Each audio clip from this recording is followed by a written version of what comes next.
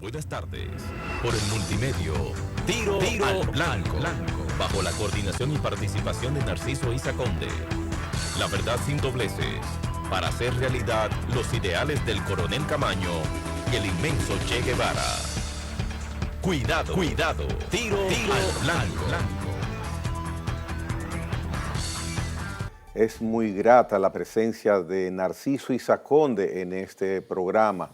Con él siempre escuchamos sus exposiciones de sus convicciones sobre lo que es la sociedad dominicana, sobre el comportamiento de los personajes que determinan nuestras vidas, porque los gobiernos determinan la vida de los seres humanos que viven en una sociedad, y en nuestra sociedad se marca mucho más porque lamentablemente tenemos una gran falencia y es la falta de institucionalidad.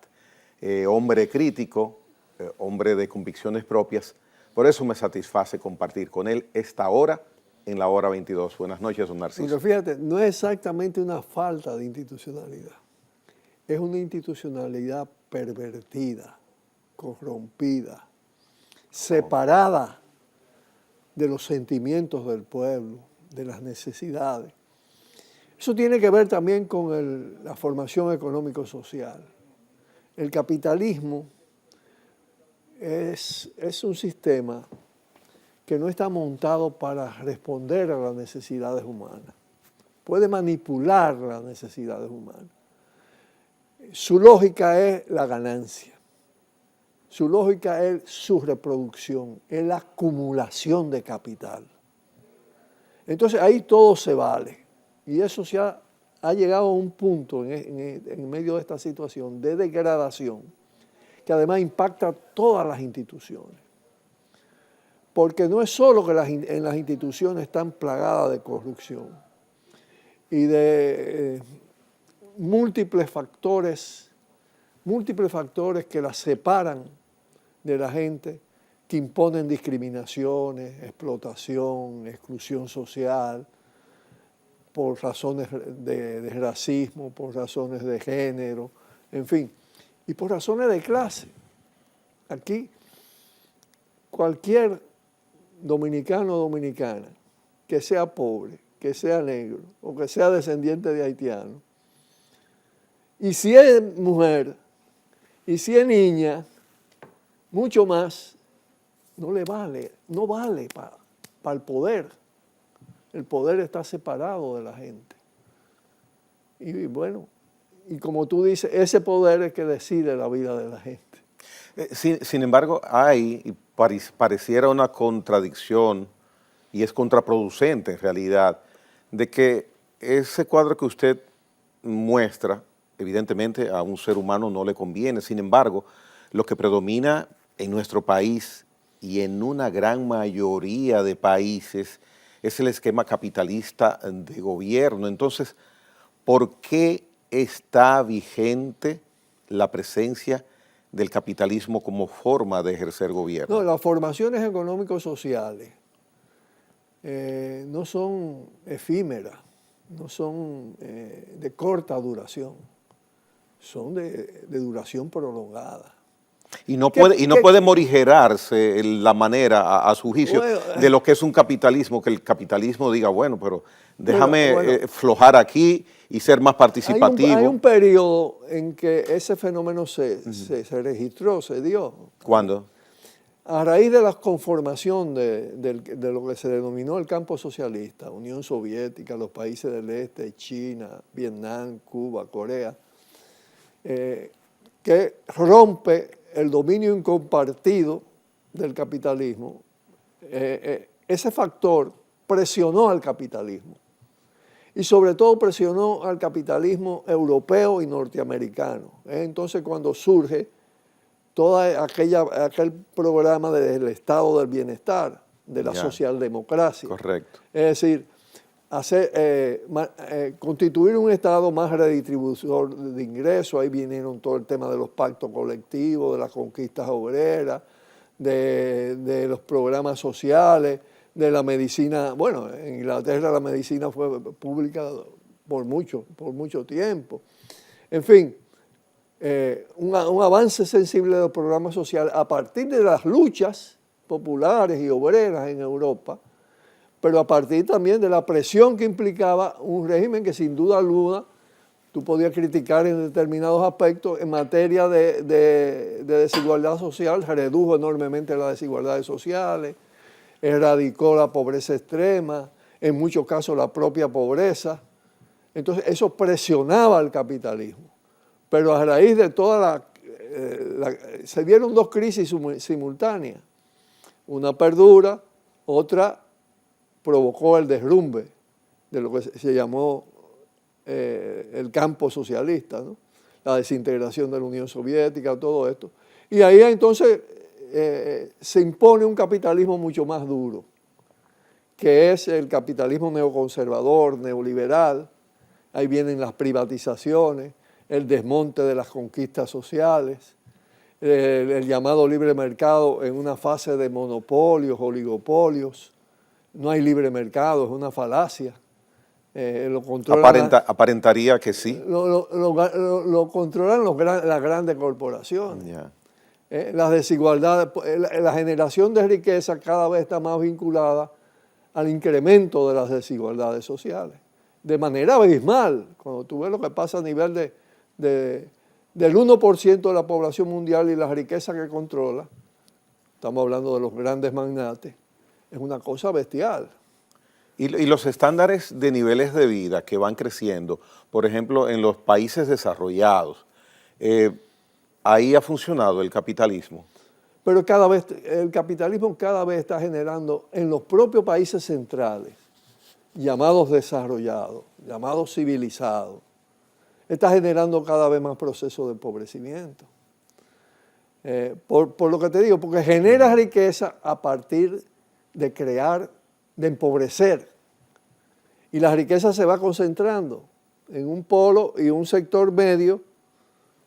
Prácticamente un 20% de la población mundial controla más del 90% de la riqueza, el 95% que tengo entendido, de la riqueza. Entonces es una cosa espantosa, ¿no? Y tú ves los problemas que están surgiendo en Europa, cómo Estados Unidos para recuperarse sacrifica a Europa. En fin, hay una situación de cada vez mayor deterioro, incluso de la propia conquista social, el mayor paro, como ellos le dicen, al desempleo en Europa, inflación, estancamiento o bajísimo crecimiento, en fin. El capitalismo tiene una crisis sistémica, estructural, de envergadura, la peor crisis de su historia, con todas las características de una crisis de decadencia de una civilización. ¿Y qué lo provoca esa crisis en el capitalismo que usted indica? Bueno, precisamente el tema de que el capitalismo se torna insustentable. Por ejemplo, en términos del tema ambiental, los daños que le ha ocasionado al planeta la industrialización capitalista y en general el sistema capitalista son brutales, al punto que está en riesgo la existencia misma del planeta ya. Es insostenible desde el punto de vista ambiental, es cada vez más insostenible desde el punto de vista social. Entonces yo le pregunto, ¿cómo se...? Por la desertificación o el tema por la contaminación, por los niveles de sobreexplotación, por todo como potencia además las discriminaciones, el racismo, para hacerlo funcionar a la explotación, porque no se trata salarialmente igual a la mujer y al hombre, ni al negro y al blanco. Es además una civilización que se basó en la supremacía blanca y en la discriminación de todo lo demás. Los amarillos, los mestizos, los negros, están discriminados permanentemente, y ni hablar el caso de la mujer, que es una de las opresiones más antiguas de la humanidad. Mire, es un tema interesante esa parte que usted entra ahora, y voy a preguntarle sobre eso, pero volviendo un poquitito atrás, esas reacciones del medio ambiente mundial que usted indica, se puede decir que son efectos, son productos del desarrollo que ha tenido la humanidad, del progreso que ha tenido la humanidad. No sé si usted quisiera ponerle comillas, entonces... No, es un progreso destructivo al mismo tiempo. Muy bien, entonces ese es el problema. Usted lo plantea y lo vemos porque no tenemos la cara tapada. Entonces, solución propuesta, ¿qué puede hacerse? El problema es que las clases dominantes no se suicidan. De ellas no se puede esperar los cambios. Los cambios tienen que venir de abajo. Entonces, los cambios desde abajo, y voy también a tu primera pregunta, los cambios de abajo son difíciles, porque es contra un poder inmenso en materia de medios de comunicación, de control de mente, en materia de recursos económicos, en materia de poder militar. Mira cómo se usa el poder militar. Entonces, ¿qué acontece? Yo siempre acuño este término. El ser humano, cuando se coloca individualmente, no como sociedad, es bastante egoísta. Aquí viene el tema del individuo, del individualismo. Nosotros quisiéramos ver los cambios en nuestra vida. Y por eso decimos, coño, pero tantos años y no se producen los cambios. Bueno, pero cuando tú analizas la humanidad, lo que fue la fase primitiva, comunitaria, la esclavitud. Tomó centenares de años. Centenares de años. Y más cuando el nuevo sistema tiene que surgir, no desde dentro del anterior, como pasó con el capitalismo y el feudalismo, que en el feudalismo se fue desarrollando las formaciones capitalistas, de la artesanía, de todo esto, sino contra y rompiéndolo y sustituyéndolo y creando una cosa que nunca se ha creado. Y por lo tanto hubo todo un ensayo en los países del este que tuvo un momento de colapso por la inexperiencia, por lo que significó crear un superestado burocrático, todo eso, ¿no?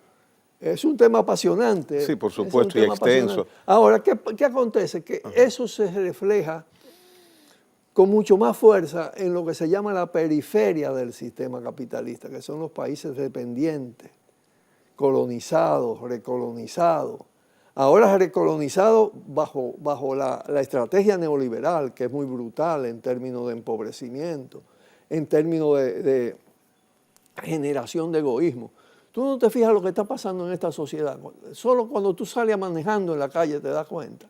Los grados de individualismo que hay, cada quien sálvese quien pueda, el otro no vale. Pero eso ha sido inculcado. Es como también como te presentan el progreso. Aquí hay una gran burbuja ahora mismo. Los asesores de Abinader, que tienen que ser muy bien pagados, no dicen con cuánto le pagan. ¿Qué le pagan a De Bengochea o a esto? Son exitosos en eso. Porque el capitalismo ya no domina porque no tenga crisis económica, porque tenga auge, porque dé bienestar. El estado de bienestar relativo dentro del capitalismo cesó.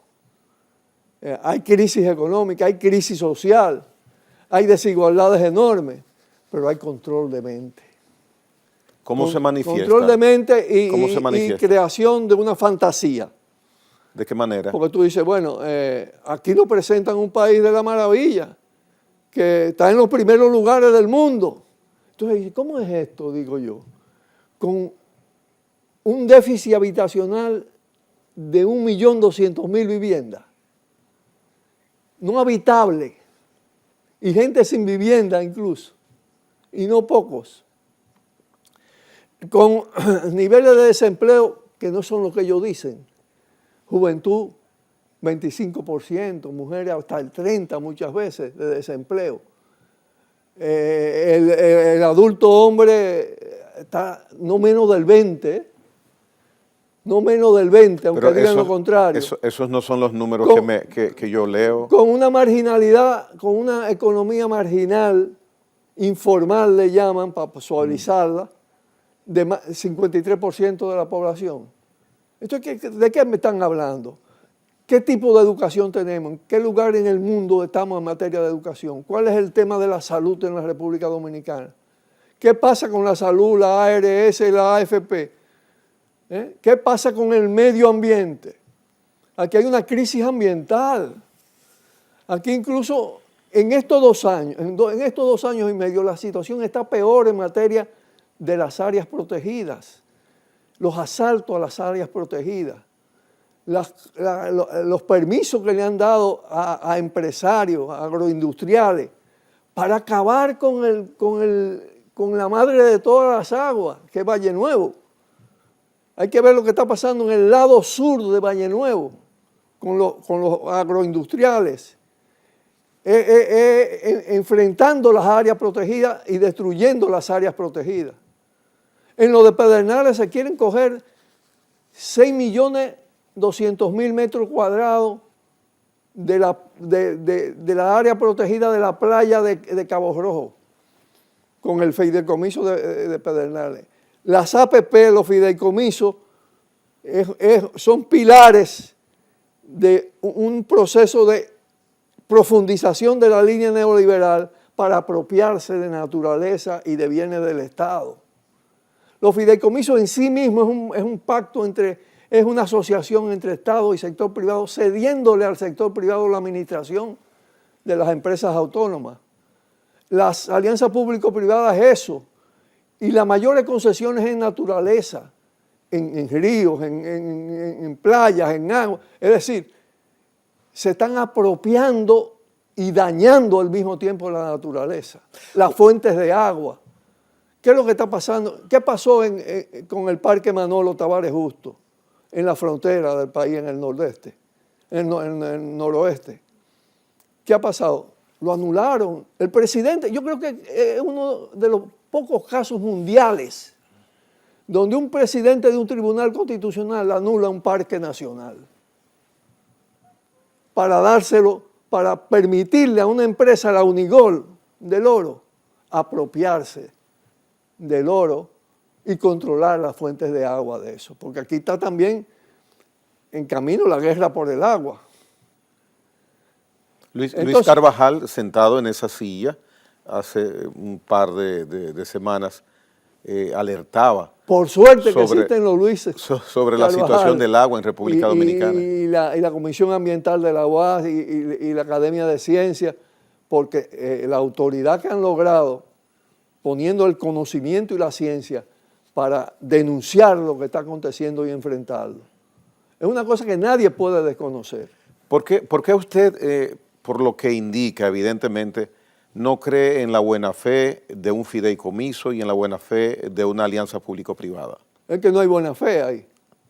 Es pregonada la buena intención. Oye, es lo mismo que cuando la capitalización. Que la quebraron ellos mismos. La crearon los gobiernos al servicio de los CONEP y de la clase capitalista. Y entonces, porque están quebradas las empresas del Estado, hay que capitalizarlas con capital privado. La maravilla. El 50% de las acciones van a quedar en manos porque el capital privado lo va a inyectar. Entonces, ¿usted equipara un fideicomiso hoy a esa situación que antaño sucedió? ¿Quién dirige, quién se coge la ganancia de las ejes Jaina, eje Itabo, los Vicini, la AES, corporación estadounidense? Es decir, tú nada más le tienes que dar la administración. En la alianza público-privada está prohibido una coadministración. Es la administración privada. El que administra maneja la empresa. ¿Y el supervisor? Pero encima de eso, el Estado aporta la mayor parte. ¿Tú sabes lo que aportar un río para una presa o para un acueducto? ¿Tú sabes lo que es aportar una playa? ¿Tú sabes lo que es aportar una mina? Pero el bien inmueble no se enajena en ningún momento. El Estado sigue siendo pertenencia del Estado. Es una de las grandes mentiras del presente. Pero es una de las condiciones de la alianza público-privada, que ningún bien estatal es enajenado. Oye, ni en el caso de los fideicomisos, la ley de fideicomiso público, que no es simplemente público, establece que el presidente de la República, el Poder Ejecutivo, puede decidir la asociación de ese bien público con el capital privado.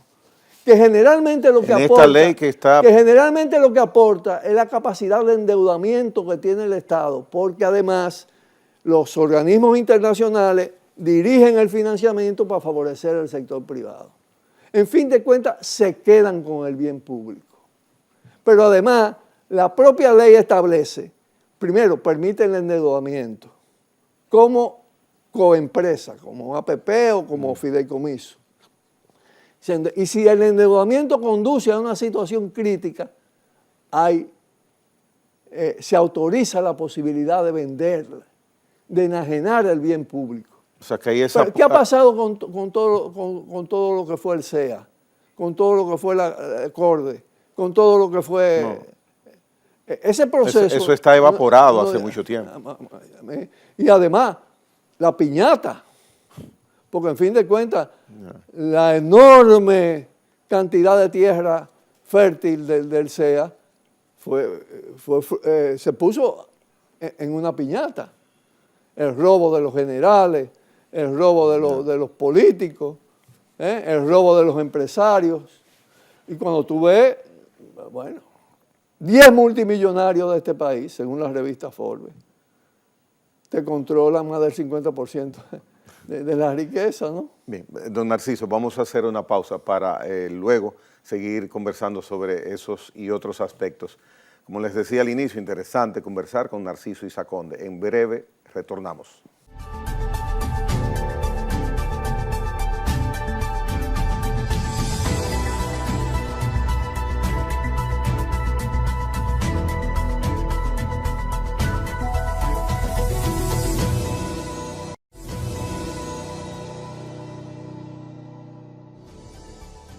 Narciso Izaconde, usted empezaba a desarrollar sus observaciones a lo que es el fideicomiso en República Dominicana. En una ocasión, el año pasado, hubo el intento de Punta Catalina tratar de que fuese su funcionamiento a través de un contrato normal, sin haber en ese momento ley de fideicomiso que amparara esa figura económica jurídica.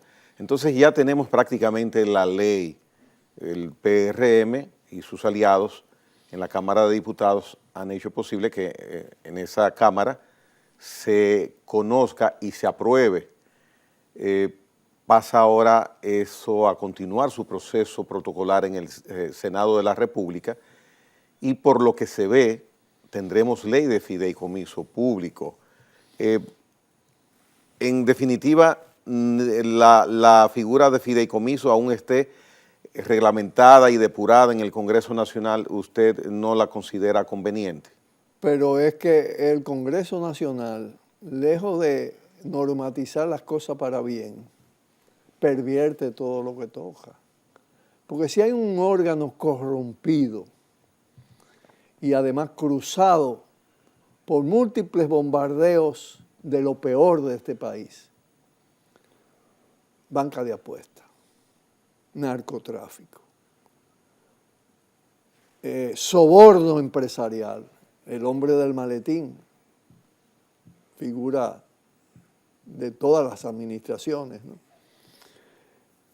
Político sobornable, clientelista, con un componente conservador profundo y con el poder de secuestrar todo el sistema jurídico político, porque ellos tienen poder sobre la Constitución de la República. Los únicos que pueden modificar la Constitución de la República es ese Congreso.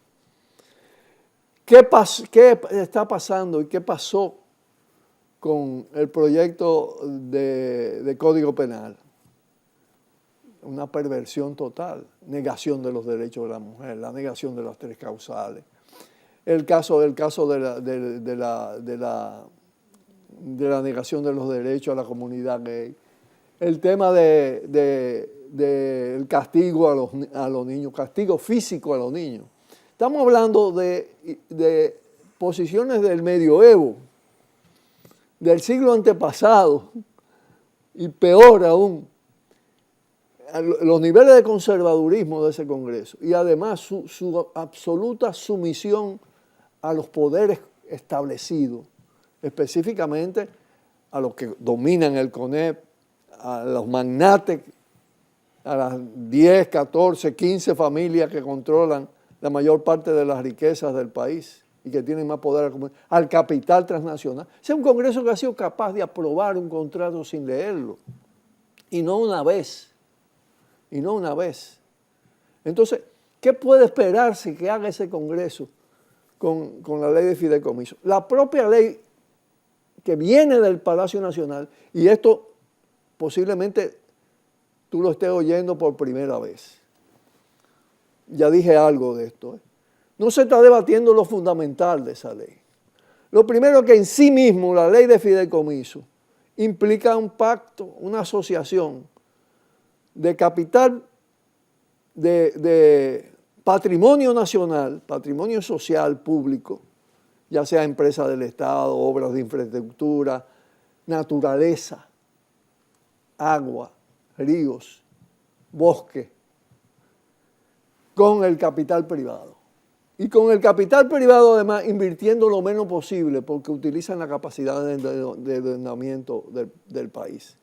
Como lo hizo Falcon Bridge, que todo lo que invirtió fue en préstamo. Préstamo a partir de la capacidad de endeudamiento del país.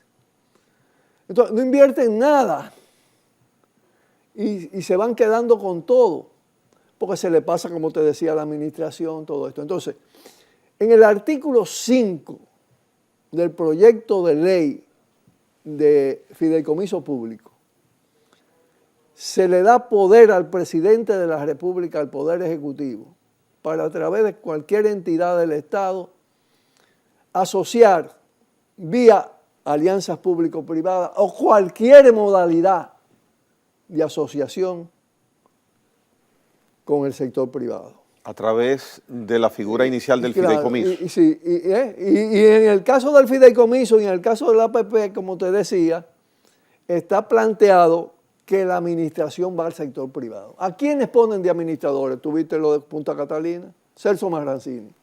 A un empresario que tiene intereses en el campo eléctrico. Eso es tráfico de influencia. O son las condiciones para el tráfico de influencia. Eso es conflicto de intereses. Como lo es lo que hizo Abinader al inicio, se le cayó por lo que pasó con Macarrulla. Macarrulla al frente de la Comisión de Venta de Activos del Estado.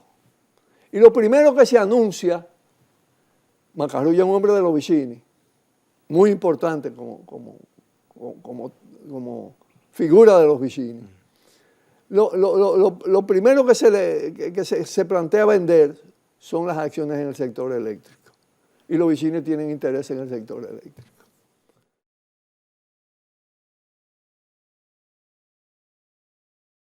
Buenas tardes. Por el multimedio, Tiro al Blanco, bajo la coordinación y participación de Narciso Isa Conde. La verdad sin dobleces, para hacer realidad los ideales del Coronel Camaño y el inmenso Che Guevara. Cuidado, Tiro al Blanco.